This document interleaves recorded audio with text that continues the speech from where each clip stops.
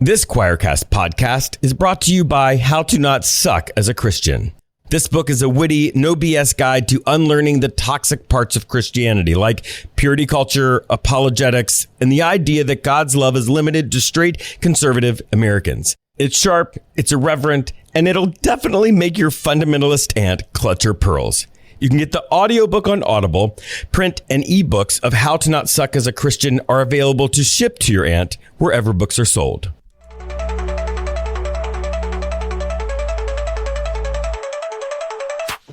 Welcome to the Unbelief Podcast, your journey, actually our journey together beyond inherited beliefs to a spirituality that works for you. I'm your host, Jeremy. I'm a deep skeptic, also a pastor. We can fix that later, right? No? Welcome to the Unbelief Podcast. You have made it to another Drinks and Deconstruction episode.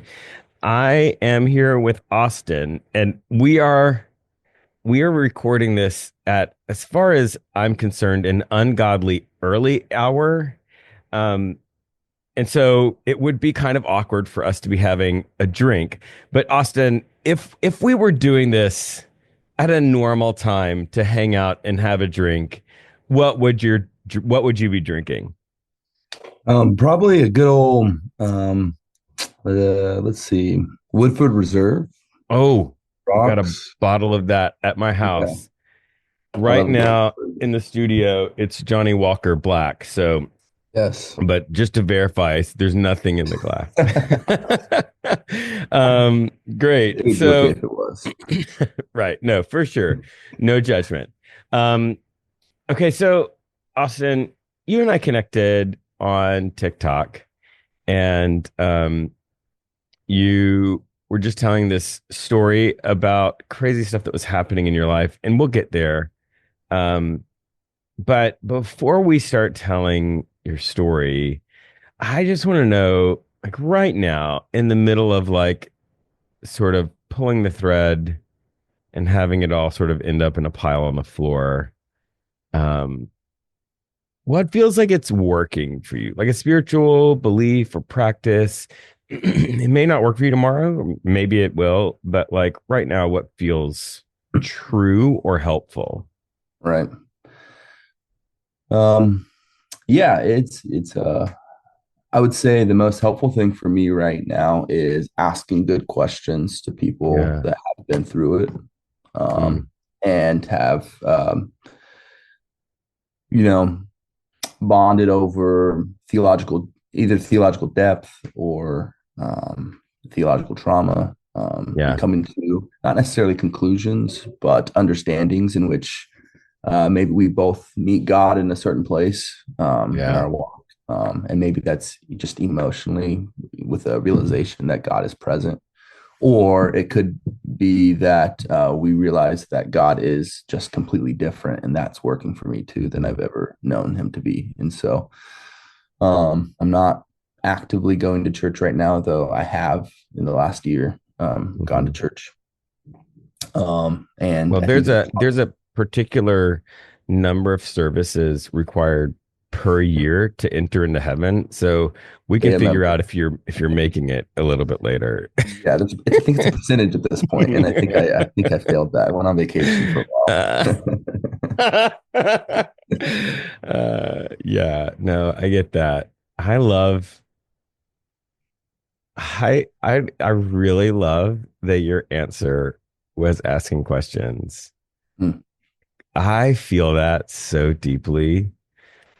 I've never heard anybody express it that way. And I think in my hardest times, that's actually what I end up with. Like all I've got is the questions, but the questions are actually a way that I hang on to spirituality. Right. Yeah. I think that's actually how we met, in that process, is me messaging you and asking questions.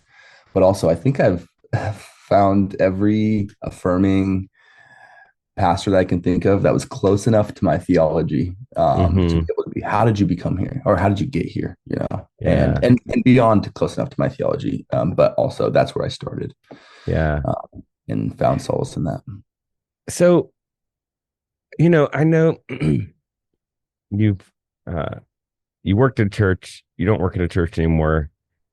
But getting to that point um is normally not the beginning of the story Yeah. of like deconstructing and like trying to figure out what's going on. Um, if you have to think about like where that started, like how did that start for you? The deconstruction process. Yeah.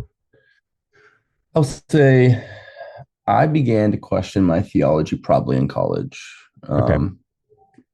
Yeah. And so that's where I had the most freedom to do so. Not because And anybody gave me the freedom. Sorry, go ahead. yeah. No, go ahead. Not because anybody gave you the Not freedom. because anybody gave me the freedom to do so, but because I was by myself. I didn't have the Yeah. accountability of my youth that I Hmm. once had. And so I allowed myself that freedom in some ways. So, Yeah. And what you said, you started questioning your theology. What tradition did you come from? Like how would you have described that theology before college? so I come from a deeply reformed Southern Baptist, Hmm. Calvinistic, uh, you And know, so for people listening who are not um, familiar with that jargon, like mhm. how do you describe it in a couple of sentences to somebody who has no clue what Reformed Calvinist Southern Baptist In the means? nicest way. Um, No, not in the nicest yeah, way, yeah, in the yeah, realist way. the realest way. Reformed Calvinistic Southern Baptist theology would affirm that God has, from the foundations of the world, chosen people in which he calls his chosen people. and Um, and let's just be clear, it is he calls his, right? yes, It's he very calls his. much Yes, masculine, masculine. patriarchal. Yeah, Yep, yeah. exactly. Um, and so they would say that he chose his chosen people that are beyond the Israelites, so the church, people that are what they would say within the fold or the family of God, Mhm. who, because of his grace or his extended love in that manner, has saved them specially, outside of a grouping of other people who he does not save as well. And so From he's the given, beginning, like before they were born. before they were born, there was an understanding that he knew who would be saved and he knew who would not be saved. And those chosen people, somewhere or another, by his hand, would come to know him at their point, at a certain point in life. And though it's that form of theology is not deeply Southern Baptist, it's a little bit more like Presbyterian, Yeah. Church of America, PCA. It still has rooted a lot of like the Charles Spurgeons and the Calvins of the world. So Yeah. Yeah. Um, so that was your theology. You go to college. What you started picking at part of it. What was the part that started like, I don't know. you know, I don't think that it was theology that picked that part, because I still Okay. struggle with my theology, in the Sure. sense that even after everything happened last year, the one thing that kept me was the inability to let go of some of my conservative theologies. Okay. And so it truly was just socially understanding more freely that I was gay, Mm-hmm. and trying to reconcile a God in which we communicated was fully loving and yet didn't seem like he loved me or those who he chose not to save. And so maybe Yeah. that is a part of the theologies that broke down. So if I'm hearing you right, the piece that was bothering you is that if God chose one piece is that if God before people were born decided that they were going to like experience eternal conscious punishment, that doesn't seem loving. Right. And I'm from hearing Southern Baptist, Reformed, those combinations normally mean they interpret the Bible to say that queer people are going to hell. Right. And so as you came to like fully understand and sort of come out to yourself, I guess, that you were not straight, um, then that was also in conflict with your theology because I think what you said was God didn't love you. Yeah. Am I hearing that right? Yeah, absolutely. Okay. I guess the question was, does God love me for who I am, or Uh-huh. does he not love me? And those were the two options, because that's what Yeah. the theology teaches. He either loves you enough to save you specially, or you are not saved. And that's twofold. If you are gay or anyone in the LGBTQ community, then you are a part of the people in which God has from the foundation of this world, obviously orchestrated to be gay, and yet also orchestrated not to save, to send to hell, especially. So it seemed like there was a God who um, created people like myself specifically to send to hell. Mm. If the theology was true, right? Like that Right. was just as specially planned as saving people for his purposes, right? And so Yeah. that didn't seem like a loving God to me if the theology was correct. Yeah. I don't know. And that feels like it hurts at a sort of existential level. Mm-hmm. Yeah. Certainly. Yeah, because you believe that the one God that you can turn to for love, for joy, for unconditional love and for unconditional Right. joy, but also for hope, like future hope, is the same God that purposefully sends you to hell, right? Mm. Um, and how can you look to a God in which desires to destroy you and not keep you? And I think that just Right. goes so differently than what I've read in the Proverbs and the Psalms. Yeah. Um, and even all these times where prophets were crying out to God and God was Mhm. sparing them, like it Yeah. just seems so different. Um, and so I was, yeah, that I guess that kind of was the breakdown of my theology in a lot of ways, and it was very, very, very small. Yeah. At the it didn't unravel right away. So, Yeah. Yeah. You know, it always starts like, huh. mhm. But it's clear it was small because you stayed in it. Like you didn't Yeah, just like go to college. Like what did you do after that? yeah. So I got my bachelor's in theology at a college in Riverside, California Baptist, and then went from there to San Diego, and then worked Mhm. for the North American Mission Board, which is the mission, the obviously the national mission board for the Southern Baptist Convention. And And then they during that like time, send missionaries all over the United States, all over the world. They yeah, it's more like spend, church planting, yeah, where they send pastors in certain cities and they plant okay, churches, and then they work with like homelessness and poverty, disaster relief, sex trafficking, so on and so yeah, forth. So my role in there's two parts. There's the church planting side, and which is the Send, they call Send Network, and there's the relief side for a lot more of the missional side, which is Send Relief. And so I was the West Coast Catalyst, where I worked with homelessness and poverty, and mostly adoption and foster care, and then sex trafficking, because we were right on the border. So yeah, basically, I connected churches with people in the community that needed help, not necessarily for spiritual purposes, but really just to give them opportunities to love their community, in yeah. which they didn't know how to do. And a lot of pastors don't get that type of training, and nor do they care enough. And so, Mhm. unfortunately, and so my job was really to just drive churches to start loving people around them outside the church. And Yeah. so did that for a while. What And was that experience like? I feel like I imagine sort of you don't join that because you want to make a ton of money. Like as mm, a right out of college, you join that in some sort of idealistic, hopeful, right? I want to make an impact on the world. And then you get into the reality of these pastors that you just explained. Like what was that like? yeah, no, I always felt like my purpose was to love people and to care Uh-huh. for people and to invest in people. And the avenue in which I was always trained that could happen was the local church. And Yeah. so I went into this hopeful that this would create some purpose in me, I think. Mm-hmm. And it did in a lot of ways. And I don't want to discredit that time, No, because for sure. any opportunity that you get to love people, Mm-hmm.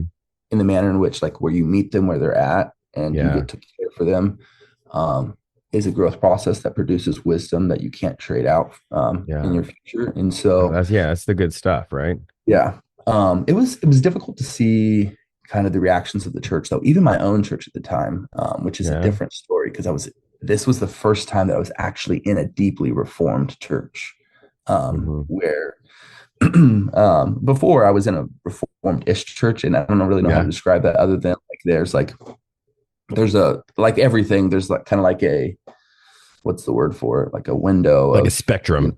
a spectrum. Thank you. Yeah, yeah, Yeah. a spectrum. And so, I went from growing up in a reformed-ish, going to college and being a part of a reformed-ish, and then at the end Mm-hmm. being like completely reformed, so much so that we were more Presbyterian than Baptist, even though we were Yeah. Southern Baptist at the time. And so even my own church struggled with, they liked the idea of serving their community. They just didn't really ever know how to get there, and it wasn't a priority to them. And Right. so loving people in the Southern Baptist world is not always a priority like it would be in some more Orthodox style churches, where Yeah. there's, like, food kitchens and opportunities. The Baptists Mm-hmm. don't do that. Like, a lot of their church structure is about the preaching of the word and Uh-huh. the ordinances, taking the Lord's Supper and baptism and things like that. And everything is getting people into the church, but not really Right. getting people Sort of out of the getting church. And people so, saved. yep, exactly. And so it was a deeply good experience for me, because it showed me a lot of what was happening in our denomination, of Mm-hmm. which people just didn't care, and that's a broad stroke. There are people No, that for did. sure. It's always that's what I we're not going to hold you to Yeah. these huge things, but for you, I mean, it does. And I imagine as the more idealistic young adult, the broad stroke felt broader because of, you see it and you're like, oh, come on, really? Yeah. While you're having these wonderful transformative, like experiences, it's a mixed bag. So you go to the mission board, you work there for a little bit, and then what? And is there any deconstruction that happens there, or did you just sort of have it on hold? It was like in Yeah. the back of your head, and we get there later. It was on hold for a little bit. Mm-hmm. And yeah, it was on hold for a little bit. Again, I moved to a new city where I was by myself. And so lived alone, had opportunities to meet new people. Um, it was on hold until about COVID, Right. um, when we was kind of stuck to do nothing for a while. Yeah. Um, and I'll say this, during this whole time, um, in the back of my mind, was defending myself from people believing that I was gay. And I think that that is kind of the part of the destruction, Right. So like deconstruction in the that's happening in my theology. closet, Yep. making Deeply in sure the that your closet. passing is straight. Yep. And also just defending myself from people that potentially would think so. Mm-hmm. And we're always worried about people thinking so. Right. Um, And so and like, the idea of like sort of editing yourself on the fly, you're like, oh wait, did that sound gay? yeah, right. Right. Yeah, You're like, oh right. dang it. Or Or like, did yeah, I stare at this guy for too long? I need yeah, to stare at a right. woman for an equal amount of time. Yeah. Or just the fact that I was, at the time growing old, according to the church's standards, and just Yeah. deeply single, you know. And Yeah. so Right. the Right. How questions could you not have began. found someone? Yeah. And I went to a church of mostly older folk. Yeah. And so I remember one time sitting at a deacon's meeting, and the pastor wanted to make me a deacon. And at the time I was living with the pastor, at this Uh-huh. time. So I was living in their little basement area. They were kind enough to let me live there, whatever. But And a uh, deacon is like it's like a pastor, but without the ordination. It's like the highest level of church leadership, mm, right? Am I In the right Baptist or am world, I they would wrong? be like deacons are kind of like your organized servants in a lot Okay. of ways. So they're the people that lead hospitality. They organize the Lord's Supper. Church Then so it'd be leaders. like the pastor, elder, and then the deacon, and then the Right. congregants. And so Yeah. so yes, but it's not. And they're in the Baptist world, they still do some Southern Baptist churches still do ordinations for Of deacons. deacons. Yeah. No, right, Yeah, right, right. yeah. Yeah. But And not so our like church, the elder pastor level. It's like a yeah, second level down. Yeah. yep, exactly. But a And level so above the random plebes in the pews. yeah, the nobodies. Right. No. So I remember sitting in this meeting where the pastor wanted to make me a deacon, and this guy stood up. He was, probably in his 70s, Mm-hmm. and he said, "Well, Austin cannot be a deacon. He's not married." And Ooh. and someone said, "Well, I don't know if that's biblical." So he pulls out his Bible. He quotes this verse. I can't even remember the one that he quoted right now. It just was, Yeah, he should be your leader should be a husband of one wife, yeah, all that. Yeah. Which yep, was really talking exactly. about like polygamy, Polygamy. Yeah, not or other like cultural like right. practices that were Yeah, taking place. yeah. So, and then the pastor said, like, that's not biblical. And he said, "Well, it seems to me if you're not married yet, you must be gay in front of everybody." The 70-year-old? Yeah. Oh my. And in Well, and fact, like, of course, now you're like, oh shit. yeah, Do they know? Like, I just laughed. what have I been doing? But like internally, Yeah, right? You're yeah, freaking out, but you're like, yeah, I'm not yeah, gay. yeah. And the pastor just defended me. I just stood silent, I laughed.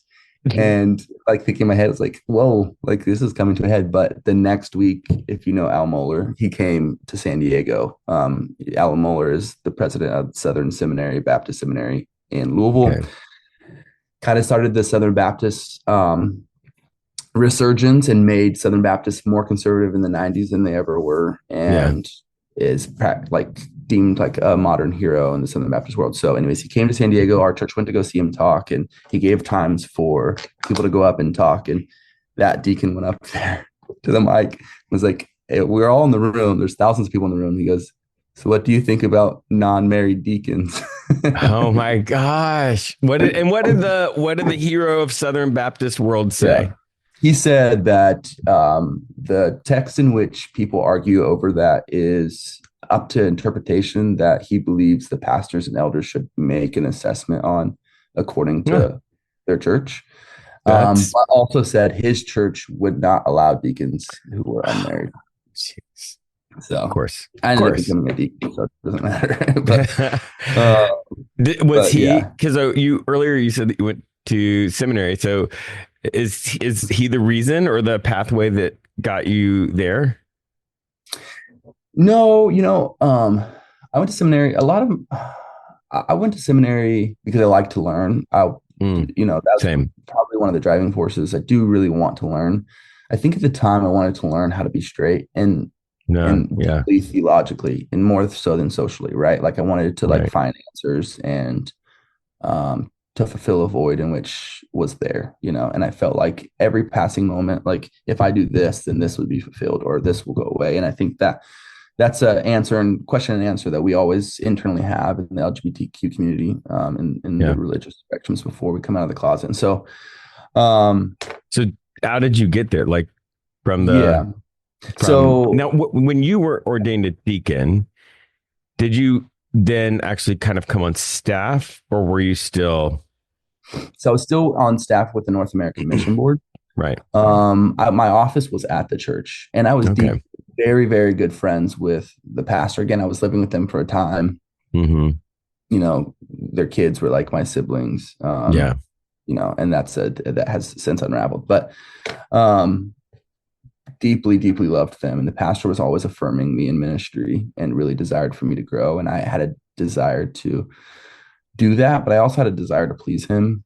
Yeah. Yeah. Being honest. And so I ended up going to Southeastern Southern Baptist Seminary for a time, Right. which was good. It was all online. And at the time I was studying, doing that.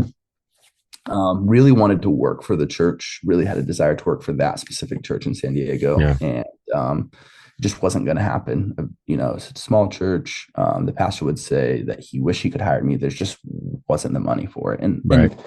And he was an honest guy. Right. That's one thing I can say about him is he's certainly honest. So, Yeah.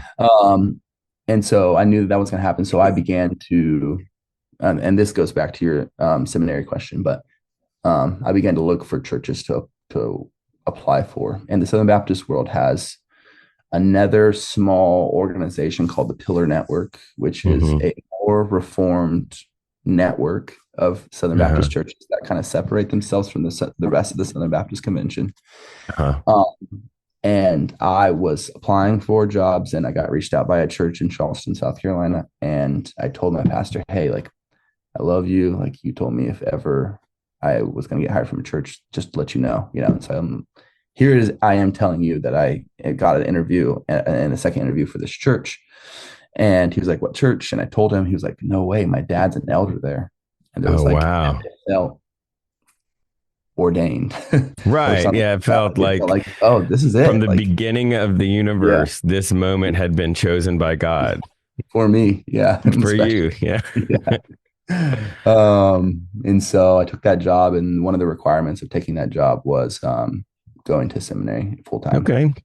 So I switched gears and left Southeastern, which I was doing part time, and went to Reformed Theological Seminary, RTS, and that's where I went.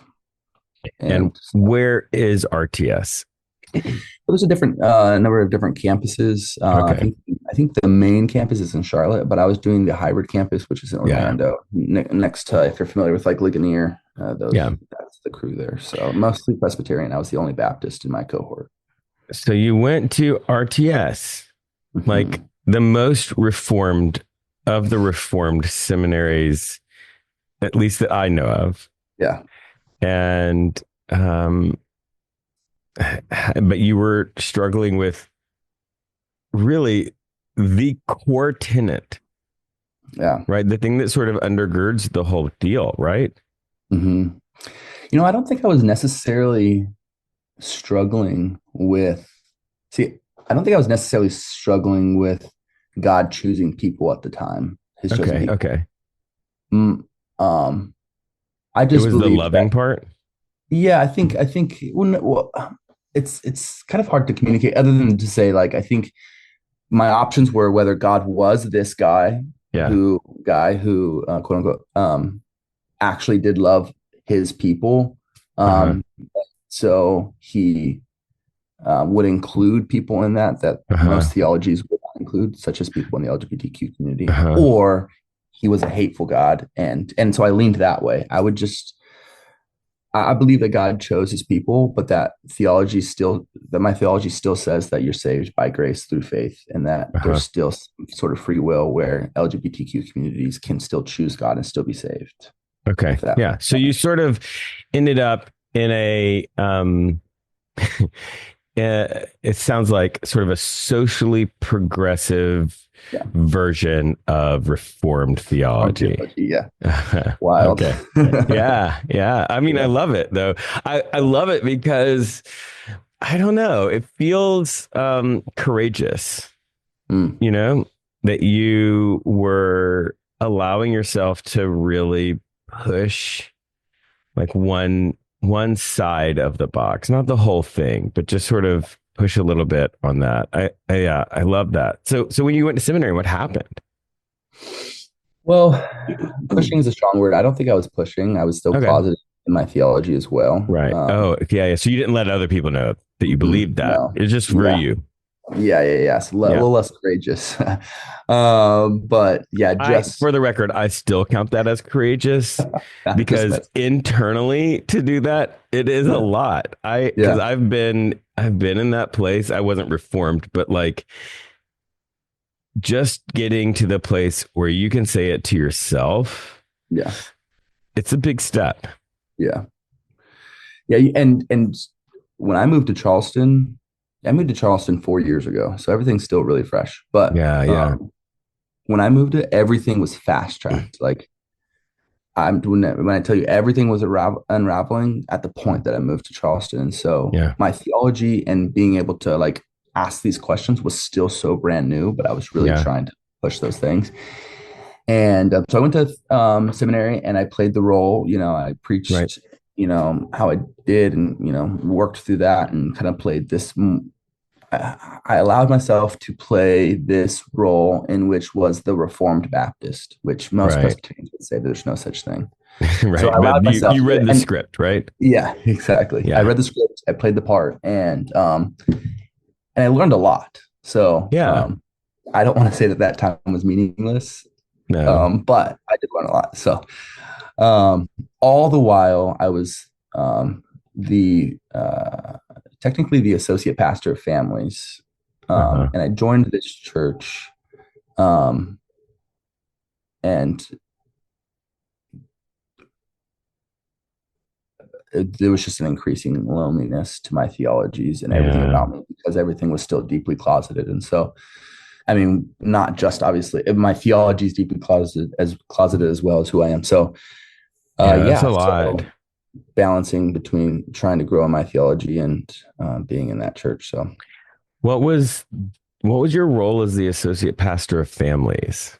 What was that? What did that mean practically? practically, it would be youth ministry, anyone between newborns and 18-year-olds and their parents, basically. And Okay. so it was a glorified youth pastor who created curriculum for children to sit in the service and learn, who Uh-huh. created family worship style things within the home and instructed families on how to raise their children, not necessarily raise their children, but raise their children in scripture and how to Yeah. teach the word, and plan like daily devotionals for families, Mhm. and it wasn't necessarily geared towards families as much as it was to encourage families Yeah. to do daily devotionals together as a family. But you were And so, responsible for like the children and the teenagers. And then mhm, the families were like there, but like they weren't your primary. It was primary focus on the children and the teenagers. yeah, Because I yeah, feel like that figures in later in the mhm, story. Yeah. yes. And I also taught. Um, we had a school, so I was Okay. also a Bible teacher of the school as Oh well. wow. Man, So, this is a lot. mhm, Children, teenagers, Bible teacher at the school, seminary student. mhm, yeah. That's a lot if you're not reconsidering your theology and not trying to keep yourself in the closet as Mhm, a gay man. yeah, Wow. yeah. Yeah. And all No the wonder while, everything kind of yeah, felt crumbly. yeah. Well, and also preaching from the pulpit on Sunday mornings Oh at my my church. gosh. So yeah, probably like at first it was slower, but it would get to like once every month, once every 2 months, I was preaching from the pulpit as well. And just so you know, like I feel you. I literally had the same exact job. Yeah, So we I do it like all.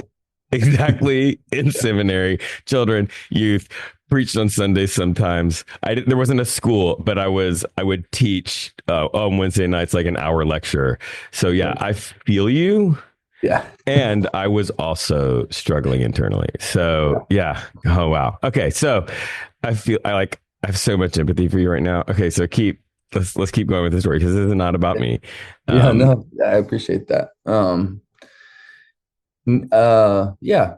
So I mean, that's what I did with my time. All the while, the church was a mess, yeah. as all churches are. Right. And there was an increasing growth of people who just did not trust the pastor. Oh man, I that's hard. Yeah, and I devoted my time. Every church that I've been to, I've devoted my time to uniquely know people, like Uh-huh. deeply, to get to know them, to ask about their grandchildren, and to Yeah. be present. Where if there was a grandma whose son was in rehab, to show up, and if they were struggling with something, to be there. And I felt like this single guy had so much time on his hand, which I didn't, but I felt like that was my Right. purpose, is just to deeply love people, and I'm really glad that I did. And the church saw that, and they clung to that, and while also distrusting the pastor. So there was a burden that I was bearing, Yeah. where I felt like they were coming to me to and I say this loosely, and I'm only saying that because I don't want to get a text message later, where I felt like I was holding the church emotionally together in some ways. Yeah, and that's a hard thing because um people who have not been on the inside of churches and church politics, um I don't think they fully grasp sometimes how that leadership dynamic happens, not for the senior pastor, but for associate pastors, because the senior leader has a lot of duties that the associate people don't have. And oftentimes, senior leaders will pass off some of the relational things while they're dealing with some of the administrative organizational things. But the Mm, relational things are where it's at. yeah. How And do you preach to your people when you don't know them? yeah. And, but the place that people, that associate pastors are so often put in is exactly what you're talking about. Oh man, if only you could be our pastor. This guy, Mm, like, I don't connect with him the way I connect with you. We need somebody like you. mm-hmm, Um, and that's a hard tension to hold. mm-hmm, The confidentiality that people want with that conversation, your mm, own ego, yeah, and then this pastor that you're supposed to be supporting. yeah, How how did you deal with that? yeah. That was very lonely. Yeah. Because Yeah, because it does feel yeah, isolating, doesn't it? yeah, it's deeply lonely, and I also had my qualms with the pastor, Of and we course, were yeah, yeah. not, we were, It we wasn't like the were pastor in San Diego, right? no, not at all, and he knew that. He would always mention that as like a, I don't know, a Hmm. way out to have a deep conversation, and I don't know. So we just didn't hang out. And when we did, it was like, going to a conference or ever so Right. often, in the reformed circles, you're allowed to drink. And so in Hmm. the Baptist world. And so ever so often he'd invite me over to have a cigar and some bourbon. And Hmm. that was kind of our form of hanging out. But he just didn't know how to make friends. Like he didn't have Yeah. friends very much. And he just hung out with his family and that was about it. And so I, I know he deeply thought of me as one of his friends. I just didn't see him in that same capacity because Yeah. there was nothing there. And so I struggled with that. Um, Yeah. we ended up bringing on another guy who was doing part-time worship stuff. We brought him on full time, and there was a mess there. And he had those same qualms, and Yeah. and because we bonded over that, um, Uh-huh. it grew in me worse. Yeah. And I was deeply, deeply lonely, deeply lonely. And Yeah. I'm single, wasn't allowed to be me, and so Hmm. I was bearing everyone's burdens while also not bearing my own, and that was really hard. Yeah. Yeah. So how did that when when I am in that place and when I've seen others in that place, when you're holding all of this, when you are hiding who you are, it sort of ends up bubbling up in Mhm. unexpected ways. Did you ever notice that? As in, are you in like how I communicate, or you mean like even just Just practices that I random take part stuff in? that you would do, or like, and you're Yeah, just like, oh shit, can't yeah. believe that Well, happened. yeah. Well, certainly a lot of things. Deeply closeted. You find this. Maybe you don't find this with every closeted man, but they act out in certain ways. Um, Mhm. one ways one way was just like irritation. Like I was irritated a Mhm. lot, and Yeah. I hated that feeling because I really desired to love people. But I think also like when you're a deeply closeted man in the church who's struggling with his sexuality and figuring out life, you can become a teenage boy in a lot of ways Mm. sexually, Yeah. and so that boils over in some of those ways as well. And so it was, yeah, I don't know how much you want to know about this, but it was As much as you're willing to tell, because I think the part of the reason that we do yeah, these is because when other people are in similar places and they hear somebody else's story, yeah, it helps them process where they are.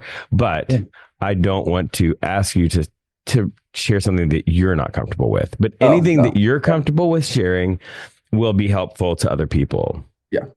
So everything that I share, the church completely knows already. So I don't feel Yeah. uncomfortable sharing them. But yeah, so it boiled over deeply sexual for me. Uh-huh.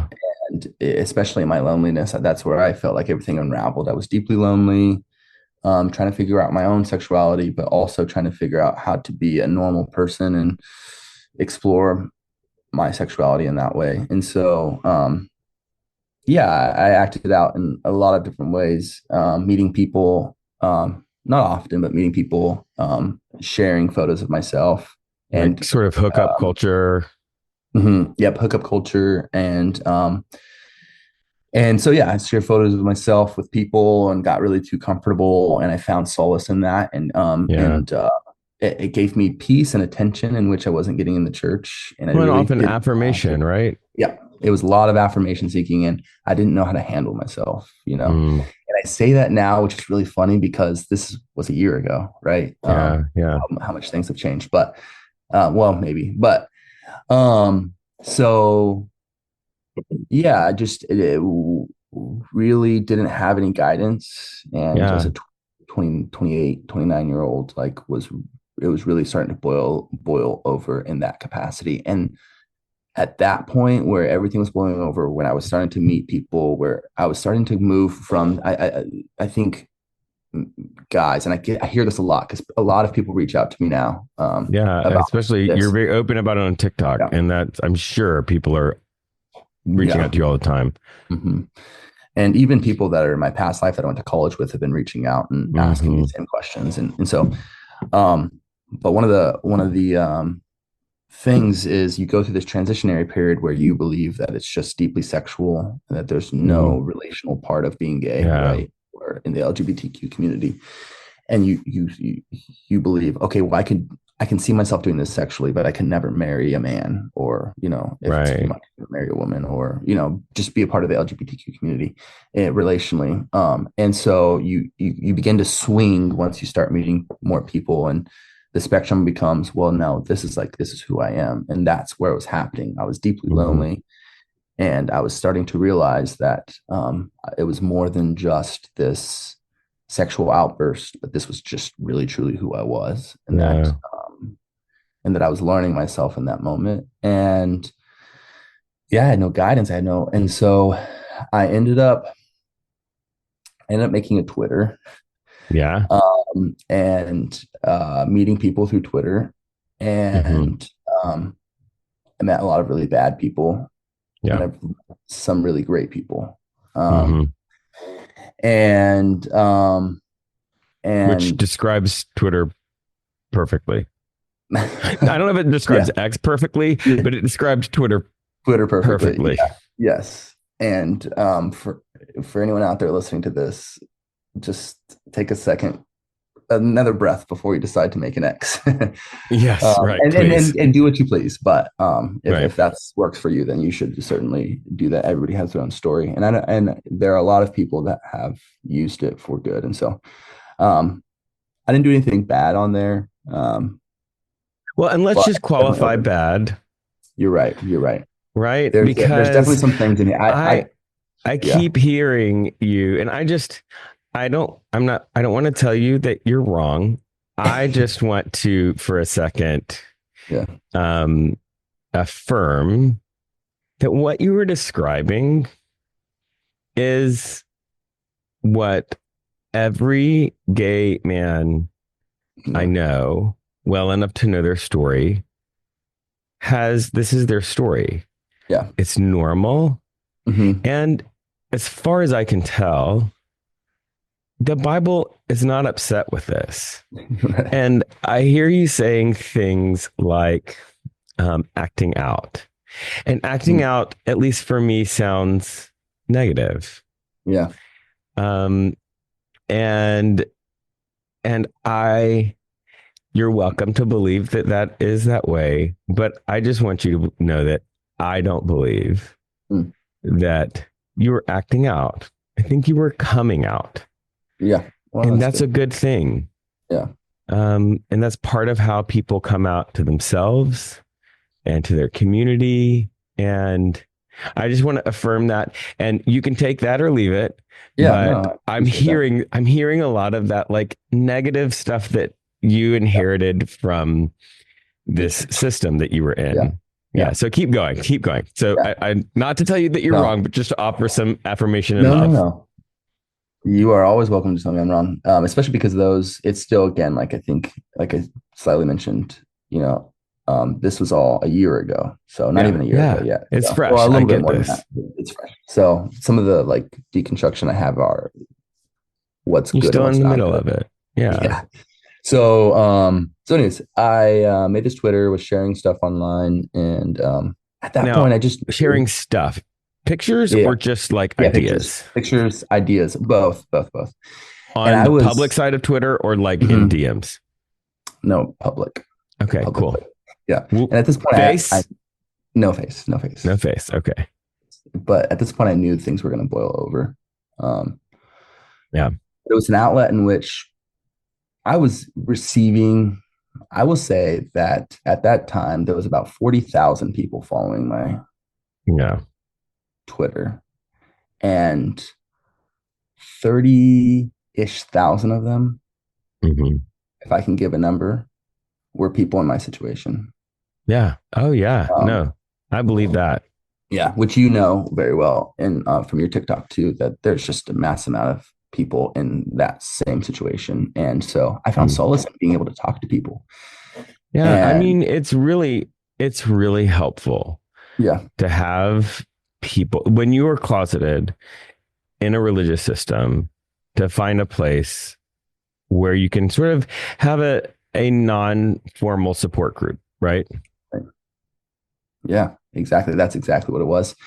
And when I tell you I met some really great people, there's like 2 people, like even one of them I texted this morning, who, have been, one of them would say that he absolutely does not believe in God anymore.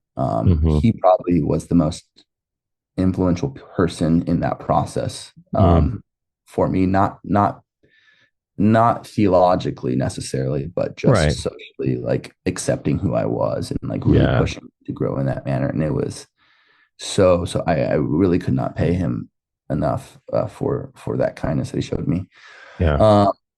And so so there was opportunities for that, and I started posting more, and I was living by myself at the time. It allowed freedom and things like that, and it boiled over one night when I was driving in downtown Charleston, and I get a text message from the lead pastor of the church, and all it said is, "What are you doing?" And it was like 9 p.m. And again, like I said, we didn't have a relationship where we were texting each other. At 9 p.m. And so I said, no, I'm just driving downtown Charleston. He's like, okay, can I call you? And I was like, sure. So he calls. And that's, did your stomach drop at that point? It dropped. I knew immediately. That this was it. That this was the moment. So I've got good news and I got bad news. The good news is there is more to Austin's story. The bad news is it's going to have to wait till the next one of these episodes, which is episode 37. This is episode 35. It's a long story, and instead of editing it down, it felt like this story deserved to be told in its entirety, but the length was such that it needed to be 2 episodes. So I hope that you'll come back and be here for the follow-up episode that'll post on the next Wednesday. These always post on Wednesday. And if this podcast is working for you, even if it's not, we'd love for you to give us all the stars and even put some actual text in there that says, this podcast doesn't suck. That'd be great. Really helps. That's it. That's the podcast. Shout out to the Choir Network, to Patheos, to Matthew and Keith, who make everything happen.